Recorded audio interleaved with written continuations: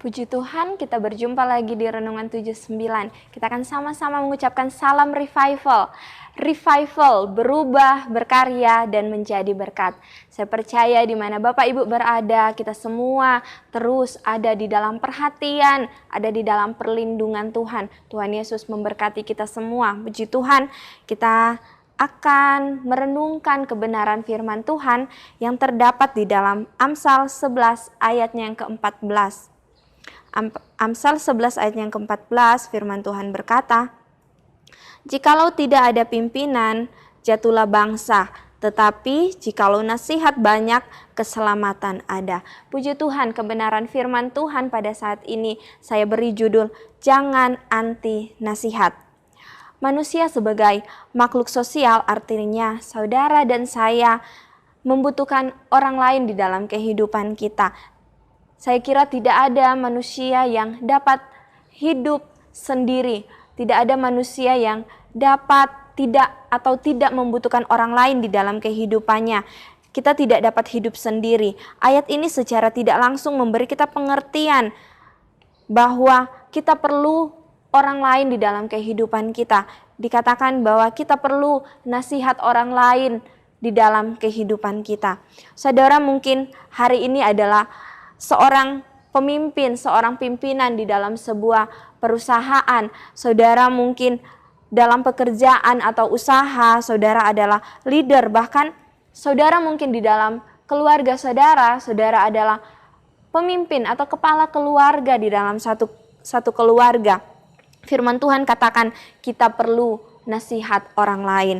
Seorang pimpinan, pemimpin adalah penggerak atau motor. Penggerak adalah penggerak di dalam pekerjaan saudara atau penggerak di dalam keluarga saudara. Seorang pemimpin itu punya peran penting, peran yang sangat dibutuhkan, peran yang bahkan seorang pimpinan atau seorang pemimpin itu adalah satu peran yang tidak mudah untuk dilakukan, tidak mudah untuk dilaksanakan, tidak mudah untuk dijalankan. Karena itu Bapak Ibu, firman Tuhan berkata kita butuh nasihat orang lain. Apa yang diberikan oleh nasihat? Saya mengambil satu poin di sini, yaitu poin yang pertama, mengubahkan kita menjadi pribadi yang bijaksana. Amsal 12 ayat yang ke-15. Jalan orang bodoh lurus dalam anggapannya sendiri, tetapi siapa mendengarkan nasihat, ia bijak. Bapak Ibu, kita harus punya kerendahan hati untuk menerima nasihat. Kita perlu perlu pendengaran yang baik untuk sebuah nasihat. Yang kedua, apa yang diberikan oleh nasihat? Yaitu keberhasilan. Di dalam Amsal 24 ayat yang ke-6 firman Tuhan berkata, "Karena hanya dengan perencanaan engkau dapat berperang, dan kemenangan tergantung pada nasihat yang banyak." Nasihat yang akhirnya membawa kita pada pertimbangan-pertimbangan yang baik. Sebagai seorang pimpinan, kita perlu mengambil sebuah keputusan di dalam kita menjalankan setiap pekerjaan kita menjalankan setiap usaha kita. Firman Tuhan katakan bahwa perencanaan itu akan berhasil tergantung banyaknya nasihat-nasihat yang kita terima. Tetapi Bapak Ibu, apa yang dikatakan firman Tuhan akan hal ini? Kita buka di dalam Amsal 20 ayatnya yang ke-18, firman Tuhan berkata, "Rancangan terlaksana oleh pertimbangan, sebab itu berperanglah dengan siasat." Tetapi kalau kita melihat di dalam terjemahan lain, yaitu firman Allah yang hidup, di sana dikatakan jangan melaksanakan suatu rencana tanpa meminta pertimbangan orang. Jangan pergi berperang tanpa meminta nasihat. Terjemahan lain bahkan katakan, maka lakukanlah peperangan dengan nasihat yang baik. Kita perlu nasihat-nasihat dari orang lain untuk sesuatu yang baik di dalam kehidupan kita, untuk pertimbangan-pertimbangan untuk kita menjalankan kehidupan kita. Namun pastinya kita perlu berhati-hati untuk sebuah nasihat, saudara. Kita perlu menyaring nasihat apa yang kita terima. Kita perlu memperhatikan orang-orang yang memberi kita nasihat. Kita perlu memperhatikan nasihat apa yang diberikan kepada kita. Pilihlah orang-orang yang benar dan dapat dipercaya untuk memberi kita nasihat, sehingga itu membawa kita kepada hal-hal yang lebih baik. Itu membawa kita kepada hal-hal yang positif, kepada perubahan-perubahan yang baik di dalam kehidupan kita. Dan kita melihat di sini siapa saja dan dari mana saja kita memperoleh nasihat itu. Yang pertama adalah orang tua kita, atau di dalam dunia pekerjaan, yaitu rekan kerja kita, pimpinan-pimpinan di atas kita, atau di dalam sebuah organisasi, mungkin di dalam gereja. Kita melihat orang-orang yang dewasa rohani. Bahkan siapa sih yang dapat kita ambil sebagai seseorang yang dapat menasehati kita? Yaitu adalah Tuhan Yesus sendiri.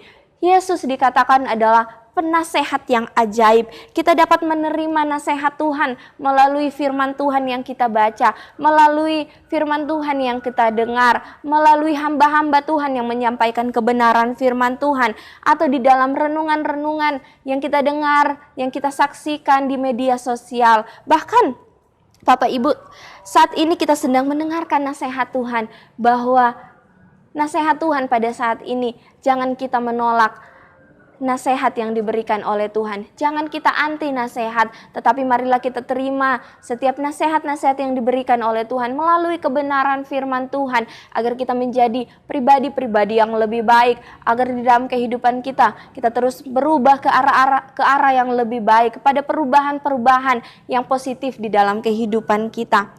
Kita melihat anak dari Raja Salomo, dia melanjutkan kerajaan ayahnya yang diberikan kepada dia. Kerajaannya pada waktu itu adalah dikatakan bahwa memiliki banyak kekayaan. Kerajaannya terkenal hebat, namun kemudian dia diperhadapkan pada satu kesulitan, dan kerajaan yang diwariskan kepadanya itu pecah dan gagal. Apa penyebabnya Bapak Ibu? Karena dia dikatakan di sana tidak mau menerima nasihat. Ketika dia diberi nasihat oleh para tua-tua, dia tidak mendengarkan, tetapi dia lebih mendengarkan nasihat orang-orang muda. Dan akhirnya apa Bapak Ibu yang terjadi adalah kerajaan yang dia pimpin adalah mengalami kegagalan, mengalami perpecahan. Kenapa? Karena memilih nasihat-nasihat yang tidak benar, memilih nasihat-nasihat yang tidak baik, yang tidak positif. Karena itu kita perlu memilih dan menerima nasihat-nasihat yang baik di dalam kehidupan kita. Di dalam kita dapat melihat bahwa cerita ini ada di dalam 2 Tawarik pasalnya yang ke-10. Nasihat itu dibutuhkan untuk sebuah kebaikan, untuk sebuah kemajuan, untuk sebuah perubahan-perubahan baik di dalam kehidupan kita. Kalau saat ini dikatakan seberapa penting nasihat itu di dalam kehidupan kita, saya mau katakan bahwa sangat penting, sebab nasihat itu dapat kita terima di dalam kebenaran-kebenaran firman Tuhan. Ada 2 bagian yang dapat kita terima saat ini. Yang pertama, sebagai seorang pemimpin, sebagai seorang pimpinan, jangan kita menolak nasihat. Terimalah setiap nasihat-nasihat yang baik, yang positif, yang membawa kita kepada perubahan-perubahan yang baik. Dan yang kedua, sebagai orang yang dipimpin, kita perlu mengambil bagian-bagian kita untuk dukungan-dukungan yang positif. Firman Tuhan terus menasehatkan kita lewat Amsal-Amsal Salomo. Biarlah nasihat itu kita tangkap dengan baik, sehingga menuntun kita kepada kemuliaan Tuhan. Puji Tuhan, biarlah kebenaran firman Tuhan ini memberkati kehidupan kita semua. Dan terima kasih bagi Bapak Ibu dan semua yang telah menyaksikan Renungan 79, kiranya dapat menjadi berkat bagi kita semua. Bapak Ibu, saudara-saudari yang ingin didoakan untuk pokok-pokok doa tertentu, yang ingin menceritakan kesaksian, baik mujizat, kesembuhan, pemulihan, masalah keluarga, dan lain-lain, dapat disalurkan melalui chat WhatsApp di nomor 0813 2742 00 88. Puji Tuhan, mari sama-sama kita akan berdoa. Kita tundukkan kepala. Kami bersyukur Tuhan untuk setiap kebenaran firman Tuhan yang terus membawa kami kepada perubahan-perubahan yang baik. Terima kasih Tuhan, lewat kebenaran firman-Mu Tuhan, kami menerima nasihat-nasihat untuk bagaimana kami menjalankan kehidupan kami, untuk bagaimana kami berhikmat, untuk bagaimana kami bijaksana di dalam kehidupan kami Tuhan. Bentuk terus kehidupan kami melalui kebenaran firman-Mu. Terima kasih Tuhan Yesus yang baik. Tangan kanan-Mu Tuhan mulia karena kekuasaan-Mu. Tangan kanan-Mu Tuhan menghancurkan musuh. Dengan keluhuran-Mu yang besar, Engkau meruntuhkan siapa yang bangkit menentang Engkau. Kami sudah berdoa di dalam nama Tuhan Yesus Kristus. Haleluya. Amin.